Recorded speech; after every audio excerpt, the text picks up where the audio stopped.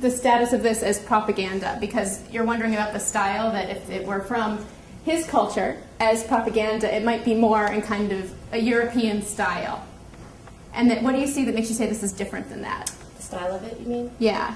I guess because just thinking about the different elements we had talked about when we were looking at the collection here, and thinking about what it is, what are the kind of elements that make it look like it's unschooled or out of the academy, and thinking about the scale, the kind of color that's used, perspective, kind of the flatness, all of those kind of elements seem to be at play here. Okay, so you're looking at some of the characteristics of works that would appear in this museum, and you know that this is in the collection here, and you're thinking about scale and perspective, that it seems kind of flattened, so maybe those elements come from being untrained and not being necessarily from the European style. And then you're also thinking about what the role of this figure is that we have called a conquistador, and maybe he's not there to push down a people, maybe he's actually there to help them, because you know there's kind of a historical precedent for that. Yeah, maybe it's another incidents. I mean, I don't know, but it's not always the conquistador. You know what I mean? It's not always the conquistador. Maybe he's not. Maybe his role is not so much as a conqueror, but as kind of a supporter of the people too. Maybe. Okay. Let's go with Anna. I disagree with you, because I think that he's squashing the fruit and there's people underneath it. It appears to be people, so he's squashing, he's there to, and it seems like he's taking away some of the native produce, like he's taking away some of the fruits, and he's trying to dominate the people that are there, dominate whatever the island produces. And he's so much bigger. He's the only human figure that we can actually make out.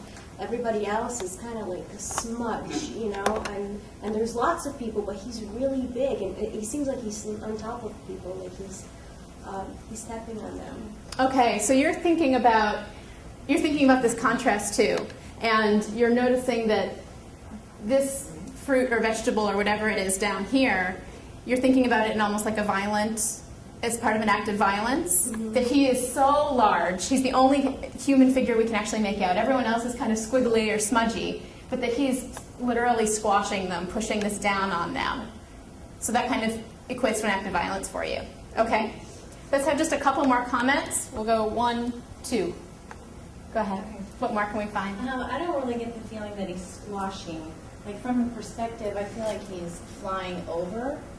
And he's kind of soaring on this fruit or vegetable that looks kind of like a board, and maybe his knees are bent, and that's kind of why he's like surfing into this other island. And his hair is kind of blowing back, so kind of like he's coming in, like swooping in as a rescuer almost. Okay, so you have a different view of what's happening here. Rather than being a violent act, you're kind of thinking of this as like a board, a surfboard or a hoverboard or something like that.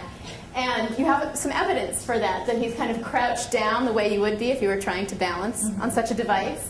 You said his hair kind of looks like it's flowing back and he's moving forward. So maybe he's not actually squashing them. You're wondering if he's just kind of coasting right over. Yeah, because the perspective of the trees, it looks like we're up above, kind of looking down. Okay, so the perspective, our view into this image, suggests that he's not actually making the contact. Right. It's kind of floating right above. Okay, great. We're going to have one more right in front. Yeah, go ahead. In blue? In stripes? Me? Yeah. Okay. When Anna was talking about, her discussing the fruits and vegetables and what she saw, it made me look at the chili pepper that he seems to be holding in his hand, and it almost suggests to me that maybe he's using their resources to take control over them. It's kind of like a...